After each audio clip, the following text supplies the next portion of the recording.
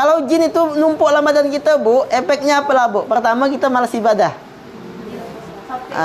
Malas ibadah tuh. Berat benar. Kedua, nak datang ke majlis taklim pun berat. Berat. Betul-betul berat. Apalagi nak beruqyah. Apalagi kalau misalkan nak beruqyah, paling tak mau tuh kalau dah belonggok dalam badan tuh. Biasa dengar ya, ini kan misalnya saya ada pernah pengalaman tuh, ada orang di Antibar, istrinya nih kan udah ibaratnya udah luar biasa, di luar batas kewajaran lah. Dengan suami tak suka lagi, tak ada salah. Benci pandang suami itu lah kena gangguan jin adik tuh. Udahlah katanya, Dek, katanya kau nih dah bukan macam model kau lagi dah nih, Dek, katanya kan. Besok ruqyah ya kau nih, katanya. Aku nak ngagak Ustaz Agus malam ini nih. Dia cerita dengan saya tuh.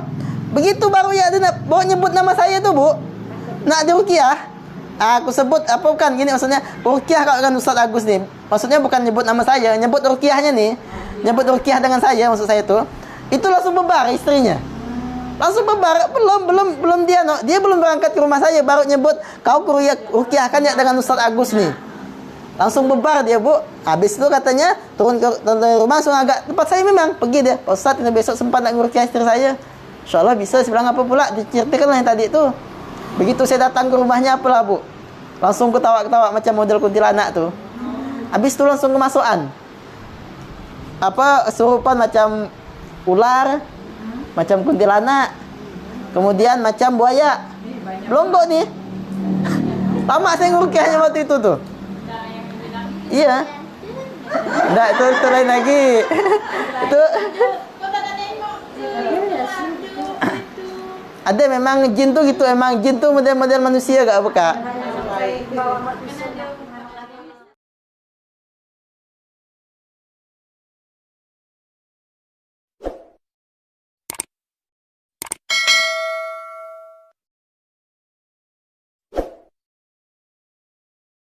Ini yang terakhir nih. Ciri-ciri orang kena gangguan jin tuh, pertama sering bermimpi ketemu dengan orang yang meninggal. Sering jatuh dari tempat tinggi. Kemudian sering mimpi berada di kuburan. Sering bertemu hantu. Bahasa hantu setan masa kita itu kan. Kemudian sering bertemu dengan orang yang karakternya tuh aneh. Aneh lah pokok daripada yang pada umumnya gitu kan. Kalau manusia kan, kita kan ya biasa-biasa ini tak ada tingginya nih. Kalau ketemu orang nanti tinggi sampai 4 meter misalkan. Ataupun kalau nak kecil-kecil sampai makin banyak orang tidak, makin berpikiran makin jelas mendapat.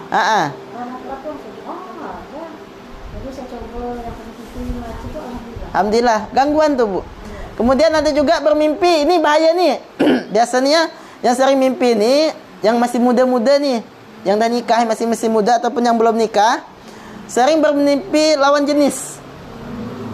Lawan jenis. Kalau laki-laki ketemu perempuan, perempuan ketemu laki-laki. Dan bahkan nanti di dalam dalam mimpi itu sampai berhubungan badan. Itu nanti efeknya apa lah, Bu? Mandang suami nih, kalau yang mimpi ini perempuan, dia mandang suaminya nih bawaan tak suka, jelek ya terus. Ada terus salah suami nih. Begitu juga suami. Ketika sering bermimpi dengan perempuan, dengan lawan jenisnya tadi, ketika mandang istrinya bawaan istri jelek ya terus. Nah, itu bahaya kalau dibiarkan, Bu.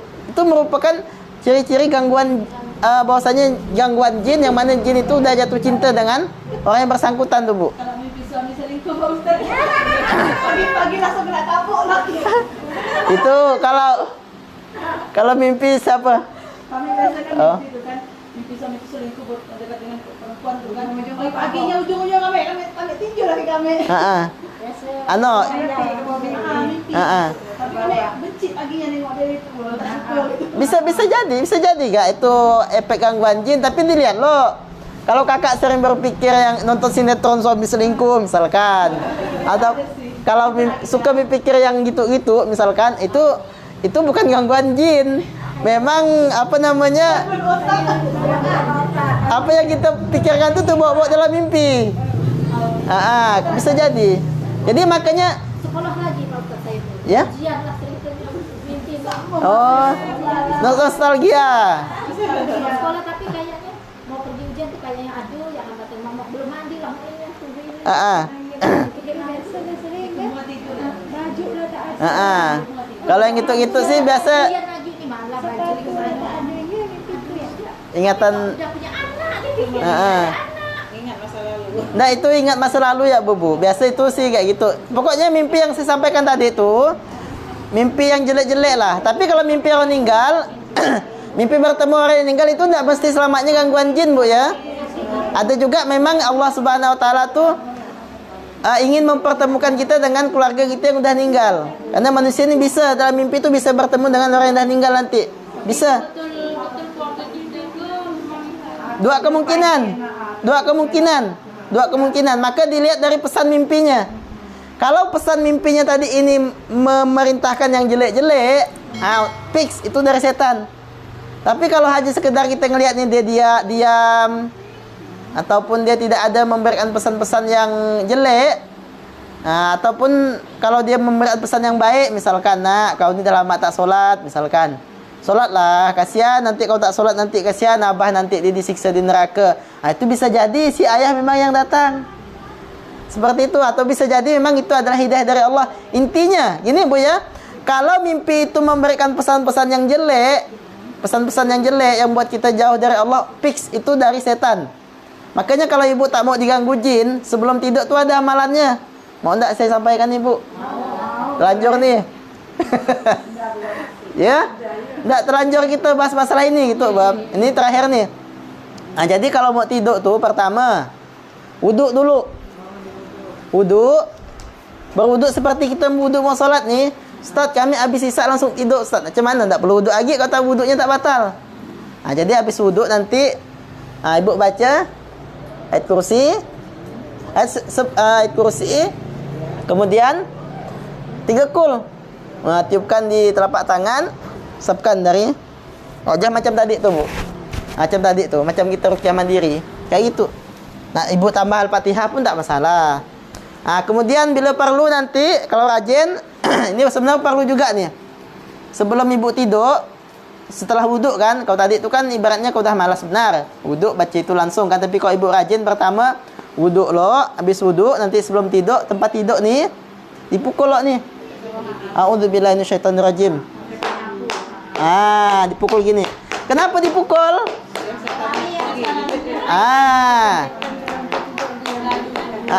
Jadi boleh lidi. Itulah. Iya, boleh pakai lidi, boleh pakai kayu pokok bidara, boleh pakai kayu kayak gini. Sambil mukul nih, a'udzubillahi minasyaitonirrajim. Karena jangan salah, Bu, tempat tidur kita itu bisa jadi ditiduri oleh jin. Di saat kita tak baca doa, di saat kita tak wudu, tak kita pukul, itulah yang menyebabkan kita bisa bermimpi jelek. Maka kalau ibu-ibu mengamalkan ini, insya-Allah yakin nanti. Kedua, kalau sering mimpi jelek, tiba-tiba kita ni kan biasa ada waktu kita capek kan, lupa kita nak wudu, lupa kita nak apa, ataupun kita malas lagi nak baca doa, apa langsung tidur kan. Pas tengah kita tidur tu terbangun kita karena tadi mimpi jelek kan. Biasa kan ada tu yang sampai payah nak bernafas tu kan, nak timpa, nak apa tu kan ada tu. Tu kan. Jadi kalau kita terbangun dalam keadaan bermimpi jelek tadi ni, maka tempat tidur ibu, bantal tu dibalikkan. Kain tu dibalikkan. Itu bukan bukan mitos, bukan apa. Karena khawatirnya tadi ni bantal kita itu tidurkan jin. Maka tadi boleh gak nanti kalau ibu misalkan malas nak balikkan atau apa, bisa gak nanti dipukul gak nih? Auzubillahi minasyaitonirrajim. Saya pribadi sering diganggu jin kalau saya tak ada wudu, tak ada baca doa. Kadang ada waktu kita nih pas saya kan biasa ngedit video, ngedit apa tuh kan. Pas waktu letih benar tuh, tiba-tiba terjatuh ya HP tu, ini dah tak sadar langsung tidur. Tu malam tu biasa ya tuh, kena timpa lah, nak ganggu lah. Mungkin kata jin ni kan, ini katanya, ini orang ini kan biasa ngacau kita nih katanya. Ini lagi dia lengah nih katanya, kita coba balik yuk katanya. Saya tak ada Bu, saya bilang, dah lah, saya bilang kita ni jangan nak ngacau orang tidur lah, saya bilang. Pindah saya, Bu. Biasa saya putar putar apa? Surah Al-Baqarah pada saat tidur tu. Jadi kita perlu berwaspada dengan benda-benda seperti itu. Biar apa? Biar kita nanti ini tidak dikuasai mereka. Karena kalau jin banyak, Bu ya. Iya. Ada dikencing karena dia tu ada memang. Kalau jin itu numpuk dalam badan kita, Bu, efeknya apa lah, Bu? Pertama kita malas ibadah. Malas ibadah tu. Berat benar. Kedua, nak datang ke majlis taklim pun berat. Berat. Betul-betul berat. Apalagi nak beruqyah. Apalagi kalau misalkan nak beruqyah, paling tak mau tu kalau dah belonggok dalam badan tu. Biasa dengar ya ni kan, misalnya saya ada pernah pengalaman tu, ada orang di Antibar, istrinya ni kan udah ibaratnya udah luar biasa, luar batas kewajaran lah. Dengan suami tak suka lagi, tak ada salah. Benci pandang suami tu lah kena gangguan jin adik tu. Udahlah katanya, Dek, katanya kau ni dah bukan macam model kau lagi dah ni, Dek, katanya kan. Besok ruqyah ya kau ni, katanya. Aku nak ngagak Ustaz Agus malam ini ni. Dia cerita dengan saya tu. Begitu baru ya dia nak bawa nyebut nama saya tu, Bu. Nak di ruqyah. Aku sebut apa bukan gini maksudnya. Ruqyah kau dengan Ustaz Agus ni. Maksudnya bukan nyebut nama saya, nyebut ruqyahnya ni. Nyebut ruqyah dengan saya, maksud saya tu. Itu langsung bebar istrinya. Langsung bebar, belum dia belum berangkat ke rumah saya baru nyebut kau ruqyahkan ya dengan Ustaz Agus ni. Langsung bebar dia, Bu. Habis tu katanya turun ke rumah langsung agak tempat saya memang pergi dia. Ustaz, kita besok sempat nak ruqyah istri saya. InsyaAllah bisa. Saya bilang apa pula? Diceritakanlah yang tadi tu. Begitu saya datang ke rumahnya apalah, Bu. Langsung ketawa-ketawa macam model kuntilanak tu. Habis tu langsung kemasukan. Kesurupan macam ular, macam kuntilanak, kemudian macam buaya. Belonggok ni. Lama saya ngurukiahnya waktu itu tu. Iya. Enggak, itu lain lagi. Itu ada memang jin tu gitu, emang jin tu model-model manusia gak apa, Kak? Ada. Oh, kalau itu mau dicek juga bisa juga sih, Bu, bisa juga gangguan. Bisa juga gangguan jin, bisa gangguan jiwa. Coba dibawakan jiwa. Terlalu banyak beban, kan? Jika kan ada penenang tu tak boleh. Iya. Bisa itu tekanan batin biasa tuh. Kalau seperti itu tuh, tapi boleh gak diruqyah, Bu? Khawatirnya ada sihir gitu. Sihir apa namanya, sihir pemisah tuh, takutnya seperti itu. Ataupun sihir namanya sihir pemisah, ataupun sihir pemisah, ataupun sihir mahabbah itu, Bu. Sihir pemisah ini sihir tafrik namanya, untuk memisahkan antara suami dengan istri. Kemudian ada namanya sihir mahabbah. Sihir mahabbah ini namanya sihir untuk buat orang tu suka. Misalkan siapa sini suka gitu kan, misalkan si A ni naksir dengan si B, si A ni nolak gitu, Bu. Tapi adalah katanya dukun cinta ditolak dukun bertindak. Dia agaknya dukun, diambilnya fotonya atau apa, didukunkan gitu kan, ya tiba-tiba jadi suka. Itu sihir mahabbah. Ataupun ada juga nanti yang tak suka dengan melihat keluarga ini bahagia. Jadi disihirlah salah satu anak ni, dibuat bagaimana supaya rumah tangganya ni bisa hancur gitu. Banyak seperti itu, banyak.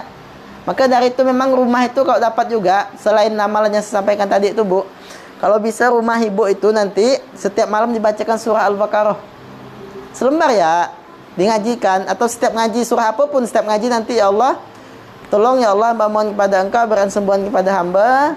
Dan kalau memang ada jin dalam rumah hamba ini, tolong dengan bacaan Al-Quran ini semuanya terusir ya Allah. Jadi perlu memang niat itu, Bu.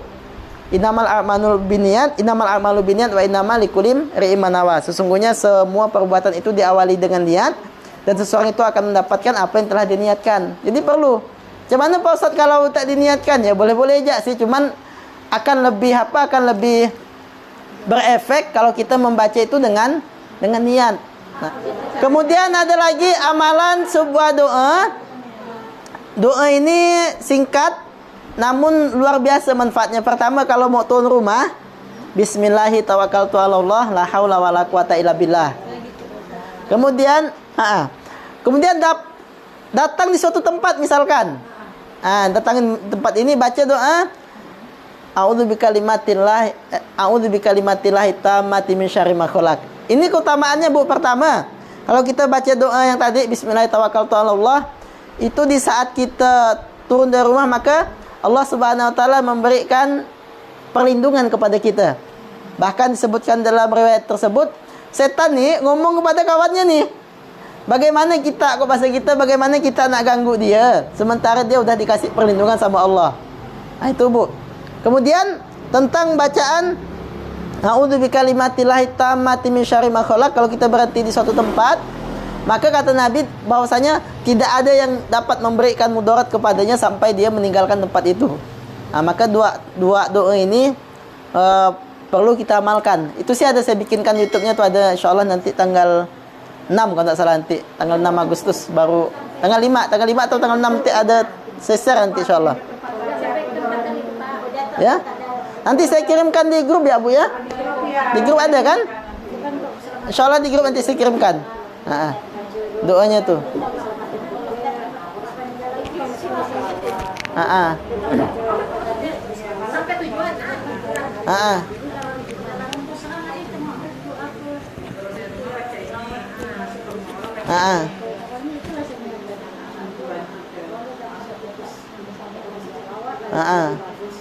Ya memang bagus, jangan lupa dianut tu Bu, diamalkan tu lah.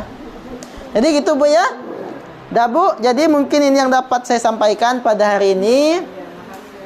Itulah semoga Allah Subhanahu wa taala memberikan keberkahan kepada kita semua.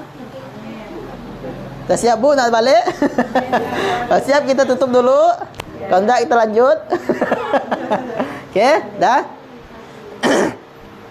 Baiklah ibu-ibu yang dimuliakan Allah Subhanahu wa taala, mungkin sekian dulu pertemuan kita pada kali ini. Semoga Allah Subhanahu wa taala memberikan keberkahan kepada kita semua. Semoga Allah Subhanahu wa taala menjadikan kita sebagai hamba yang selalu taat, tunduk dan patuh kepada Allah, dan semoga Allah Subhanahu wa taala menjadikan kita hamba yang selalu istiqomah di jalan kebaikan, dan semoga Allah Subhanahu wa taala mewafatkan kita dalam keadaan husnul khatimah, menyelamatkan kita dari siksa kubur.